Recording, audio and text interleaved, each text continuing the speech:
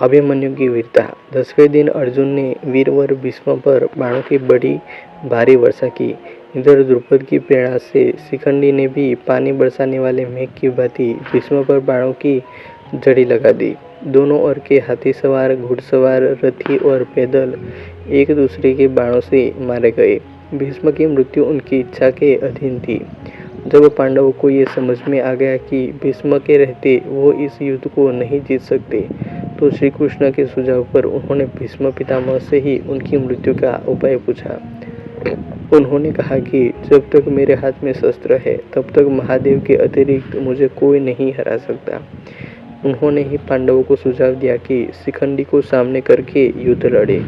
वो जानते थे कि शिखंडी पूर्व जन्म में अम्बा थी, इसलिए वो उसे कन्या ही मानते थे। 10वें दिन के युद्ध में अर्जुन ने शिखंडी को आगे अपने रथ पर बैठाया। शिखंडी को आगे देखकर भीष्म ने अपना धनुष त्याग दिया। उनके शस्त्र त्यागने के बाद अर्जुन ने उन्हें बाणों की शैया पर सुला दिया। वे उत्तरायण की प्रतीक्षा में भगवान विष्णु का ध्यान और स्तवन करते हुए समय व्यतीत करने लगे। भीष्म के बाण शैया पर गिर जाने के बाद जब दुर्योधन शोक से व्याकुल हो उठा, तब आचार्य द्रोण ने सेनापतित्व का भार ग्रहण किया। उधर हर्ष मनाती हुई पांडवों की सेना में धृष्टद्युम्न सेनापति हुए। उन दोनों में बड़ा भयंकर युद्ध हुआ, जो यमलोक की आबादी को बढ़ाने वाला था। 13वें दिन के युद्ध में कौरव सेना के प्रधान सेनापति गुरु द्रोणाचार्य द्वारा युधिष्ठिर को बंदी बनाने के लिए चक्रव्यूह या पद्मव्यूह की रचना की गई। पांडव पक्ष में केवल कृष्ण और अर्जुन ही चक्रव्यूह भेदन जानते थे, लेकिन उस दिन उन्हें त्रिगत नरेश बंधु युद्ध करते करते चक्रव्यूह स्थल से बहुत दूर ले गए। त्रिगत दुर्योधन के शासनाधीन एक राज्य था।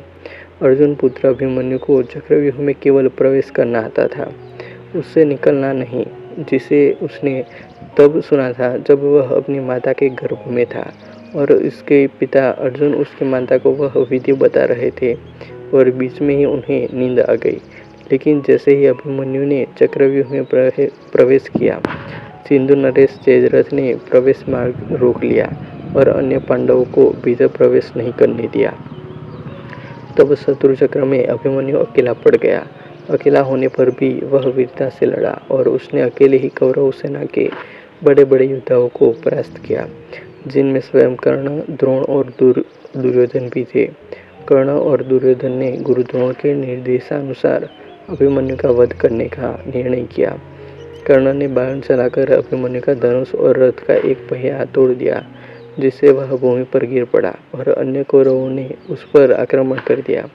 इस युद्ध में अभिमन्यु मारा गया।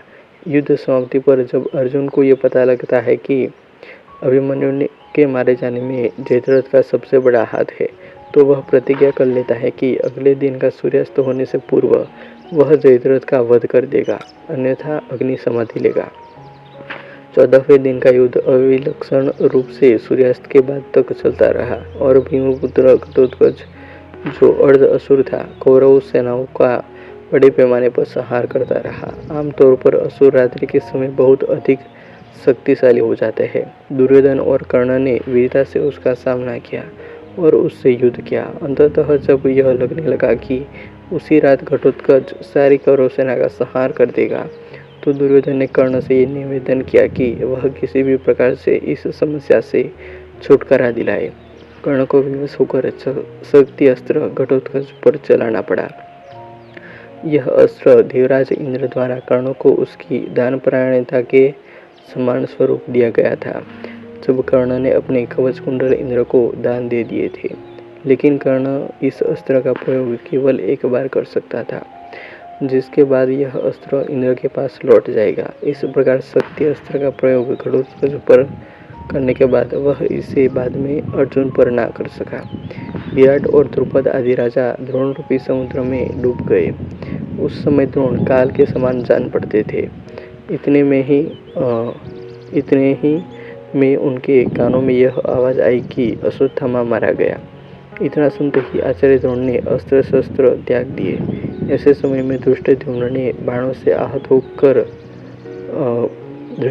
बाणों से आहत होकर वे जमीन पृथ्वी पर गिर पड़े। कहानी अच्छी लगी हो तो ऐसे ही और कहानी के लिए वीडियो को लाइक, कमेंट और शेयर कर दीजिएगा। और चैनल को अभी तक सब्सक्राइब नहीं किया हो तो सब्सक्राइब कर लेना। मिलते हैं और एक वीडियो में। जय हिंद, वंदे मातरम।